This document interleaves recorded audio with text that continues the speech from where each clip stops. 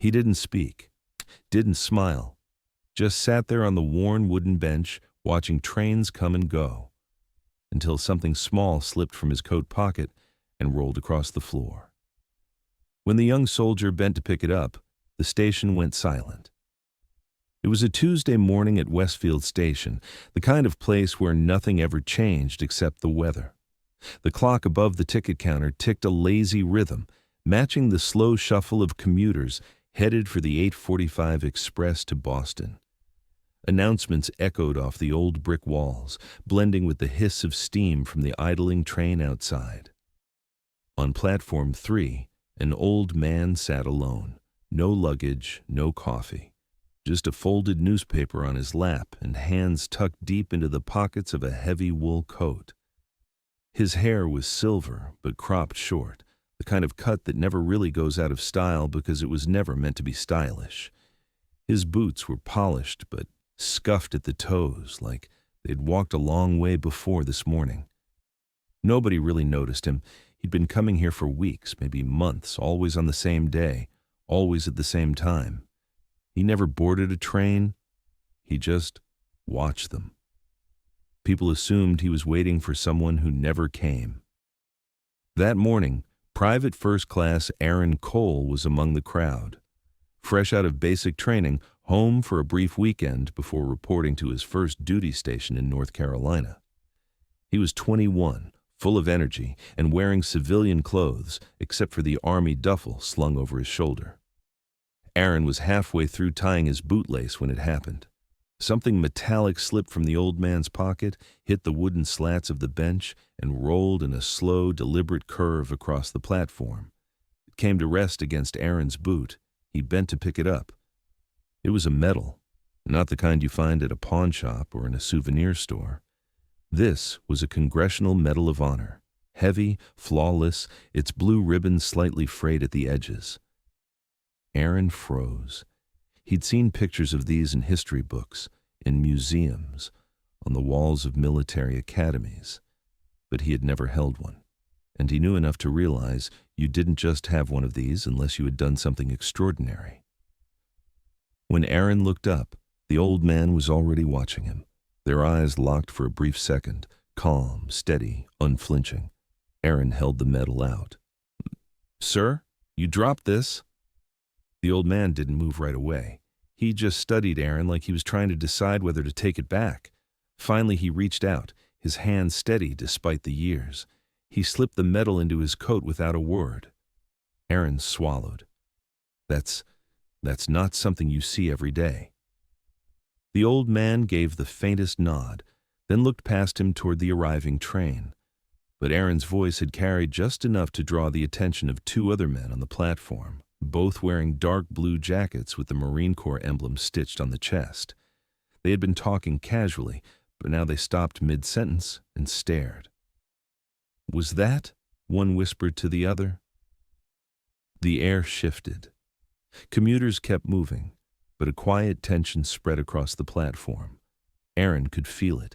He wanted to ask the man's name, his story, anything. But something about the man's expression said the answers wouldn't come easily. The train conductor called for boarding. People shuffled forward, but Aaron stayed where he was. He watched as the two Marines approached the old man slowly, like they weren't sure. Aaron couldn't let it go. Even after the old man left, walking toward the far end of the platform instead of boarding the train, Aaron's thoughts kept circling back to that medal. That night, back at his mother's house, he opened his laptop and started searching. There were only about 3,500 recipients of the Medal of Honor in U.S. history, most from wars fought long before he was born. He scrolled through names, scanning old photographs, until he found it. Staff Sergeant William Hartley, U.S. Army, Vietnam, 1970.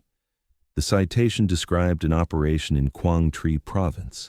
Hartley's unit had been ambushed deep in the jungle.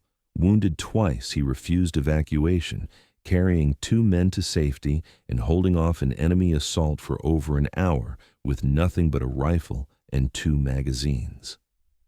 The final line of the citation read, for conspicuous gallantry and intrepidity at the risk of his life above and beyond the call of duty. Aaron stared at the grainy black and white photo of a much younger Hartley. Sharp eyes, squared jaw, the same calm expression he'd seen that morning. The following Tuesday, Aaron returned to Westfield Station. He didn't have anywhere to go, but he wanted to see if Hartley would be there again. He was. Same bench, same coat, same folded newspaper. Aaron walked over slowly.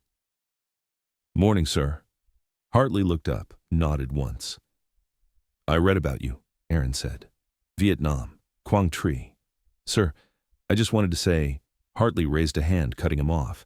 His voice was low but firm. "Don't thank me, son. That was a long time ago." Aaron hesitated. "With respect, I think people should know." Hartley shook his head. "They don't need to. The men who were there know. That's enough."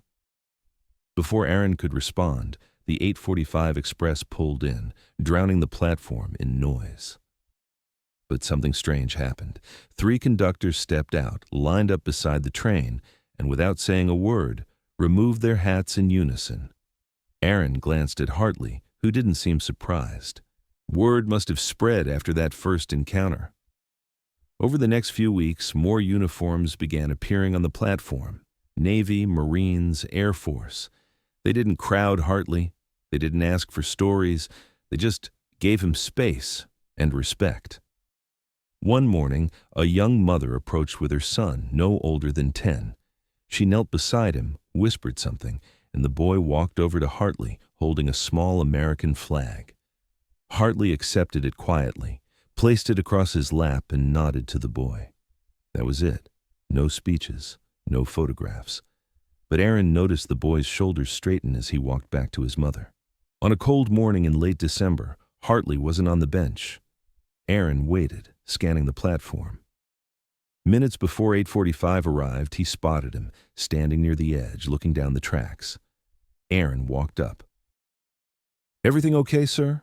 Hartley didn't answer at first. Then he turned, the Medal of Honor in his hand. He held it out to Aaron. "I won't be coming here much longer," Hartley said quietly. "Time to move on. I want you to have this." Aaron's eyes widened. "Sir, I can't—" "You can," Hartley interrupted, "because you're still serving. Make sure it means something." Aaron took the medal, feeling its weight in his palm. "I will, sir." Hartley gave a final nod, then stepped past him and boarded the train. The doors closed. The train pulled away. Aaron never saw him again. Months later, Aaron pinned the medal inside a shadow box and hung it in his barracks. He never told anyone the full story, just that it belonged to someone who had taught him the difference between wearing a uniform and living by it.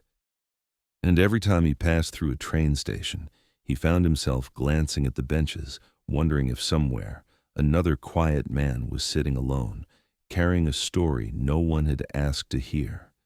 Yet.